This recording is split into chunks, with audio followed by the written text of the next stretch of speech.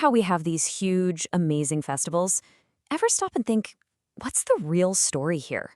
Well, today we're diving into one that's got it all. Gods, demons, a battle that seemed absolutely impossible to win, and a love story that was, and I mean this literally, tested by fire.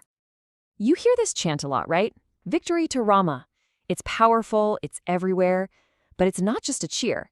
It's actually the final line of an ancient epic, a celebration of a victory that was so hard-won, it's been shaping culture for thousands of years. So this festival is called Vijayotsava. You might also know it as Dussehra. And the grand finale? It's this incredible spectacle where a giant effigy of the demon king, Ravana, is set ablaze. It's all about good conquering evil, sure. But the how? Oh, the story of how they pulled off that victory, that's where things get really fascinating. To really get this festival, we've got to rewind and go straight to the battlefield. And this wasn't just any old clash of armies. No, this was a cosmic showdown between Lord Rama and the 10-headed Ravana. The whole universe was holding its breath. As soon as the final battle kicks off, it's like the universe itself picks a side. For Ravana, the omens were just terrifying. We're talking clouds raining blood, vultures circling his chariot, meteors crashing down. Meanwhile, for Rama, everything was lining up, just reinforcing his belief that, yeah, victory was on its way. So this battle raged on for days and nights, with no break. And get this is just a mind-blowing detail. Lord Rama takes his arrow and he severs Ravana's head, but a new one just magically grows right back. He did this not once, not twice, but 100 times. 100 times. And that really brings us to the core problem here, doesn't it? I mean, just imagine it. You've cut off your enemy's head 100 times, and he's still standing there. How in the world do you defeat an enemy who, for all intents and purposes, just can't be killed? Well, the answer was the ultimate weapon, the Brahmastra. This was no ordinary arrow. This thing was supercharged with sacred mantras built by the creator god Brahma himself. Its shaft was made of an ethereal element, and its head held the power of the gods of fire and the sun. This wasn't just a weapon, it was basically a force of nature.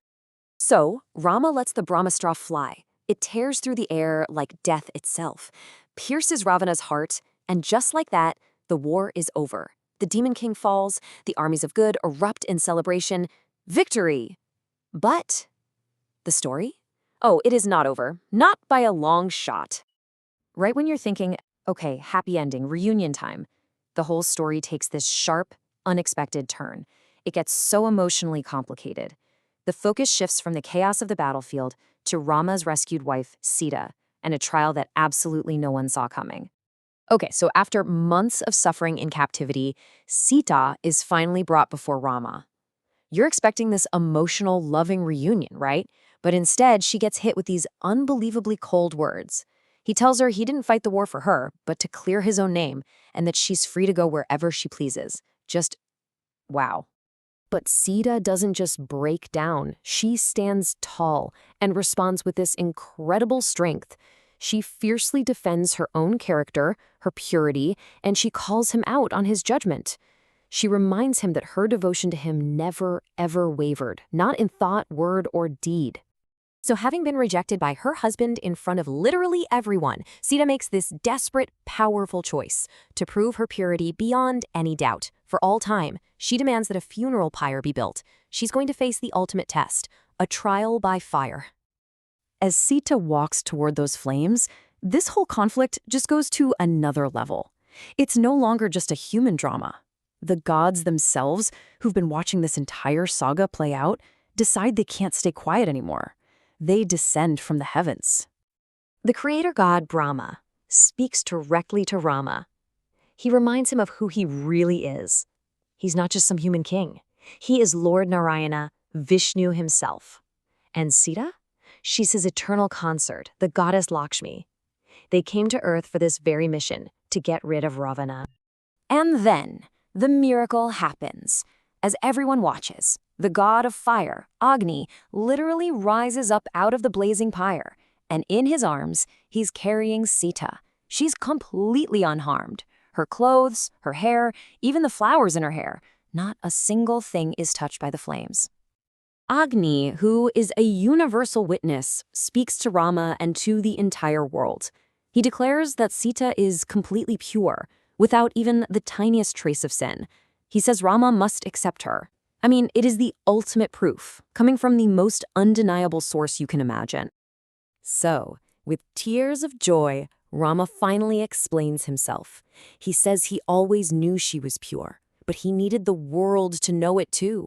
He let this public trial happen to silence any future gossip or doubt, to protect her honor forever. So, the war is won. Sita's honor is proven beyond all doubt, and now, the final chapter of their long, long exile can finally begin, the journey home. They climb aboard this celestial flying chariot, the Pushpaka, and they fly back, retracing their steps. As they go, Rama points everything out to Sita. Look, there's the battlefield where we defeated Ravana. There's the incredible bridge we built. There's the kingdom of our allies. And there are the forests where we spent so many years. And at last, after 14 long years, they arrive back in their capital city, Ayodhya. The welcome they receive is just ecstatic.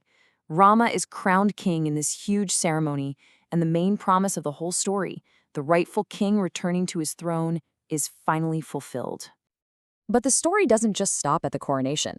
What happens after Rama returns becomes the stuff of legend itself, a kind of ideal kingdom that people would look up to for thousands of years to come. Rama's reign is known as Ramrajya, and it's described as a perfect golden age. For 11,000 years, there was no crime, no disease, no fear. Everyone was totally righteous. Society was in perfect harmony. It was basically the ultimate vision of a just and perfect world. And that brings us right back to where we started, the festival of Vijayotsava, with a big burning effigy of Ravana. It's not just celebrating a battle, it's celebrating this entire epic story, the triumph of Dharma, or righteousness, over its opposite, and the perfect world that was built as a result. So what's the big takeaway here? Well, the source text itself ends on this really powerful note.